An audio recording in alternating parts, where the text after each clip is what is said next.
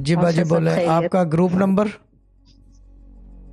14 और आपका chat name. Floppy. Go on floppy. और बाकी ये कि क्या कहते हैं उसको, टेस्टिमोनी आप 3 से ज़्यादा नहीं देंगे। स्टार्टिंग नंबर 1 हाँ now. Short and sweet to the point testimony दें, जितना है उतना। No buttering on top. ठीक है। जी बोले। पहले तो मेरी टेस्टिमनी ये है शाह साहब कि मेरे हेल्थ इशू बहुत था, साइनस का प्रॉब्लम था। मैं जब वजीफा लिए थे तब मैं सुन भी नहीं सकते थे, तो मैंने पढ़ना स्टार्ट किया था परमिशन गुड। लेके। अल्हम्दुलिल्लाह उसके बाद आज मैं 7 फरवरी से मैं वजीफा सुन रही हूँ। अल्हम्दुलिल्लाह मेरे साइनस का इशू तकरीबन कम हो गया है। शुक्र।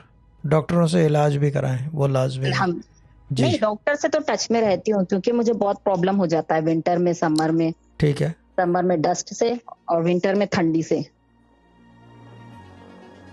तो फिर सेकंड टेस्टिमोनी मेरी ये है शाह साहब कि मेरे को देखते देखते मेरे हस्बैंड भी ग्रुप ज्वाइन कर लिए और फेब से वो भी वजायफ करना स्टार्ट कर दिए।